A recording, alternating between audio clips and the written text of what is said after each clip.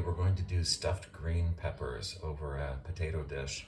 So I've got these Italian green peppers. If you can't find these, you could use poblanos, it'd be a little spicier. Here's the ingredient list. Onion, parsley, mushrooms, that's capers, potato. These are dried porcini mushrooms. If you didn't have them, that's fine, but the dried porcinis basically go in this chicken stock. So that's boiling chicken stock. And we're just gonna let that steep. By the time we get to it, it'll be perfect. These are fennel seeds, and I'm going to grind those up along with the almonds and mix that into about half a kilo or 1 pound of pork shoulder that I've had ground up. We'll get to that and I'll show you how to put the rest together. So I'll show you first how I prepared the peppers. See, I've just taken the end off.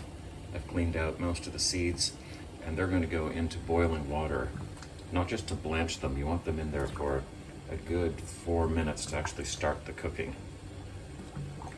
Pop all of those in there and just let them boil away for 5 minutes or so. So here's my pork shoulder, and I'm going to add, I toasted up those fennel seeds. I'm going to add that in. I'm going to add in those almonds that I also toasted up, and you can see they're kind of coarsely chopped. Throw those in. Here's 2 cloves of garlic that are crushed. And this pork is Iberico pork, Iberian pork. So there's lots of pretty amazing fat in it because it's kind of free-ranged, eating acorns. And then about 2 tablespoons of capers. You don't want to over salt it now because the capers are salty, but I will add just a little bit of salt. There it is, that's the stuffing, and I'll mix that around with my hands. Oh, I'm going to probably put about, 4 or 5 tablespoons of white wine in there to loosen it up a bit. All right, so stuffing the peppers is as simple as stuffing the peppers. Don't stuff it too tight because it's going to expand a little bit. I basically stuff it right up to the edge.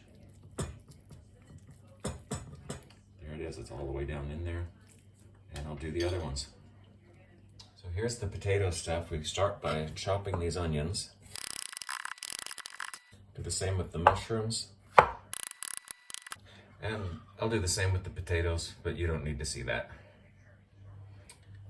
So into my hot pan, I'm going to put some olive oil. I'm going to put all of the onions in, and we're going to cook the onions until they're just starting to caramelize. So they're just starting to take on some brown color. So you can see the onions are taking on some color. They got to about halfway where I want them. I'll probably cook them for just the same amount of time, which I'm guessing has been about 3 minutes, but get the mushrooms in and colored up as well. So the potato stuff is almost done. Those onions are, they're about the right color. They're translucent, and you can see all of that color on the bottom of my pan as well, that when I pour the stock in, that will come off.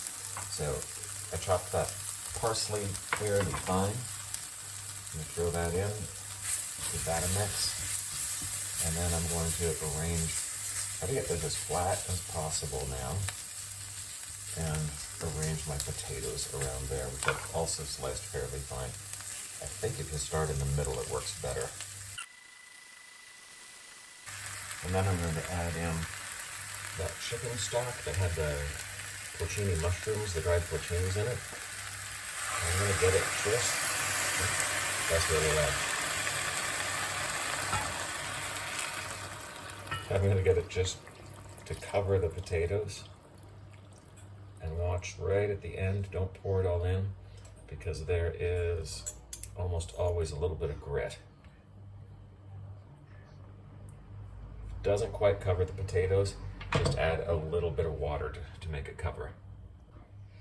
And now it's just a matter of getting these peppers in place and putting it in an oven. My oven is right at about 180 degrees Fahrenheit. No, not Fahrenheit, 180 degrees Celsius. I'm going to just touch the top of these with a little bit of olive oil. That'll help them cook. And that's going in my 180 degrees Celsius oven with, I think, just a little bit of salt because it looks good. So there's the finished product. That was about an hour and 15 minutes in the oven, serving it with like a Greek salad type of thing. Well, it looks pretty incredible.